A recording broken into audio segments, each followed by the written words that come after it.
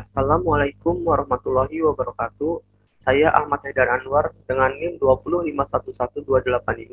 Di sini saya akan membahas tentang analisis daerah rawan kecelakaan lalu lintas studi kasus pada Jalan Gubernur Subarjo, Landasan Ulin, Kalimantan Selatan.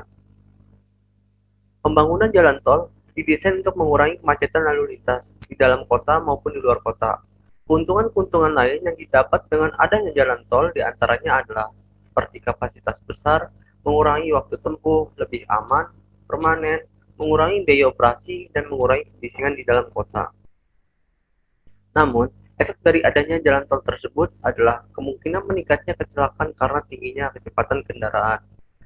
Jalan Gubernur Subarjo, Lingkar Selatan, menampung arus lalu lintas darat dari arah Trisakti menuju Landasan Ulin, atau sebaliknya, serta ruas jalan ini menyerap lalu lintas berat seperti motor, truk, bis, dan jenis kendaraan roda 4 lainnya. Hal ini menyebabkan padatnya arus lalu lintas di ruas jalan Gubernur Subarjo Lingkar Selatan Landasan Ulin sehingga dapat menimbulkan permasalahan-permasalahan lalu lintas khususnya kecelakaan lalu lintas. Oleh karena itu, dirasa perlu diadakannya sebuah penelitian tentang analisis daerah rawan kecelakaan lalu lintas di ruas jalan Gubernur Subarjo Lingkar Selatan Landasan Ulin.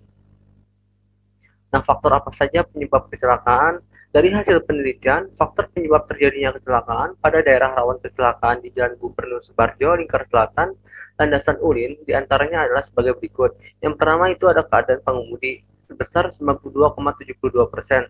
Lalu selanjutnya ada kerusakan kendaraan sebesar 7,28% dan kondisi jalan 0%.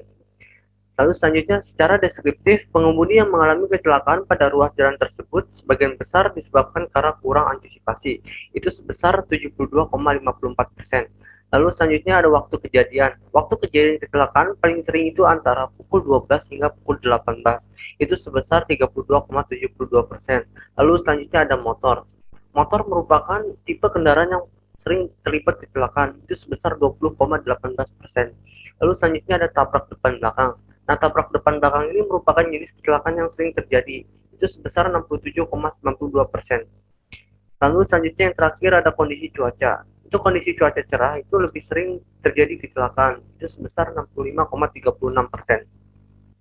Terus selanjutnya ada pembahasan. Untuk pembahasannya sendiri, melihat distribusi kecelakaan yang ada pada tabel 4.2, jumlah kejadian kecelakaan tahun 2009 hingga tahun 2011 di Jalan Gubernur Subarjo Lingkar Selatan, Landasan Ulin, terdapat 73 kali kecelakaan. Dengan rincian, 19 kali kecelakaan terjadi pada tahun 2009, 17 kecelakaan terjadi pada tahun 2010, dan 37 kecelakaan terjadi pada tahun 2011. Terjadi penaikan tingkat kecelakaan pada tahun 2009 hingga tahun 2011. Nah, dari data jumlah kecelakaan tahun 2009 hingga tahun 2011, pada tabel 4.3 diketahui bahwa terjadi 55 kasus kecelakaan lalu lintas di Jalan Gubernur Subarjo Lingkar Selatan Landasan UIN. Jalur B atau arah menuju Banjarmasin merupakan jalur yang sering terjadi kecelakaan, yaitu sebanyak 30. Kecelakaan dari 55 kali kecelakaan itu sebesar 54,55%. Lokasi rawan kecelakaan pada ruas jalan tersebut adalah pada STA 18.800 hingga STA 24.000. Dengan jumlah kecelakaan sebesar 28 kecelakaan dari 55 kecelakaan, itu 50,90%. Nah, berdasarkan hasil penelitian tentang analisis penyebab kecelakaan, pada daerah rawan kecelakaan STA 18.800 hingga STA 24.000 di Jalan Gubernur Subarjo Lingkar Selatan Landasan Ulin, keadaan pengemudi merupakan faktor terbesar. Situasi yang dihadapi pengemudi lebih kompleks daripada sekedar mengatur kemudi atau menginjak rem. Kurang antisipasi merupakan faktor dominan penyebab kecelakaan akibat faktor pengemudi. Di sini juga pengemudi tidak mampu memperkirakan bahaya yang mungkin dapat terjadi sehubungan dengan kondisi kendaraan dan lingkungan kendaraan lain.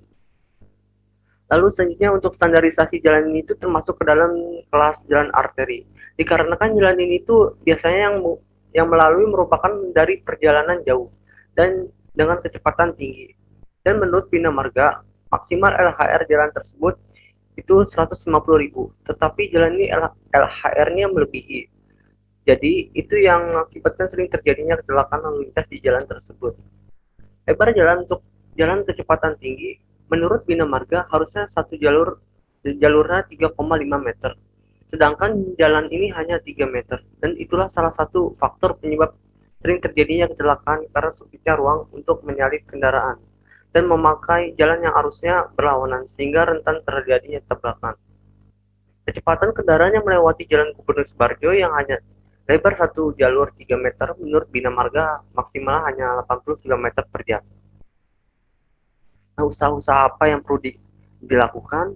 Nah, yang pertama itu dari hasil analisis data kecelakaan di atas menunjukkan bahwa penyebab terjadinya kecelakaan itu 92,72% adalah faktor manusia itu sendiri.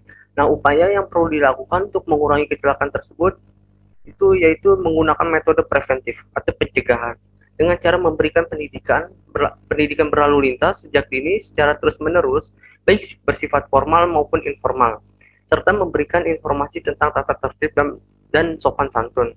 Lalu yang kedua, untuk mengurangi kecelakaan lalu lintas akibat kerusakan kendaraan, kendaraan harus dirancang dan dirawat dengan baik. Kecelakaan lalu lintas dapat terhindar bila kondisi kendaraan prima, stabil, bodi tidak kopos, serta cukup kuat untuk melindungi penumpang.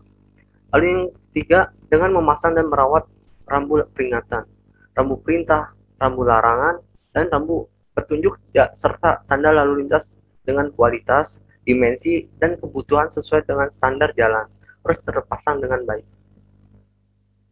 Nah, untuk kesimpulannya, hasil penelitian dan analisis pembahasan daerah rawan kecelakaan pada ruas Jalan Gubernur Subarjo Lingkar Selatan Landasan Ulin dapat disimpulkan bahwa pertama, lokasi rawan kecelakaan adalah pada STA 18.800 hingga STA 24.000 karena terjadi 28 kali kecelakaan, itu sebesar 50,90%. Dari 55 kecelakaan pada ruas Jalan Gubernur Subarjo Lingkar Selatan Landasan Ulin.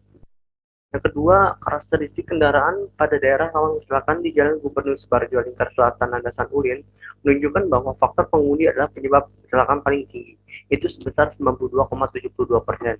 Kurang antisipasi dan mengantuk merupakan karakter yang sering muncul pada kasus pengemudi sebagai penyebab kecelakaannya.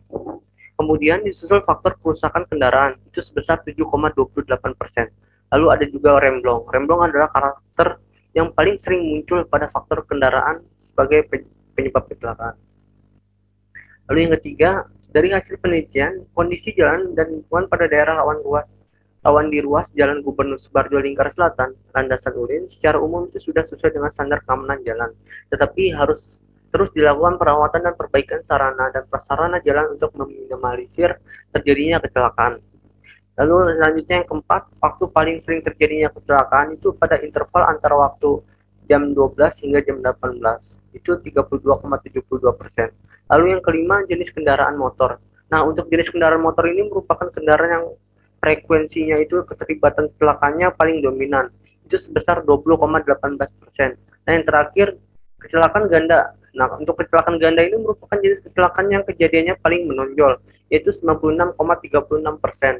Dengan tabrakan depan belakang merupakan tipe tabrakan yang paling sering muncul, itu sebesar 67,92%, disusul dengan kecelakaan beruntun, itu sebesar 3,64%.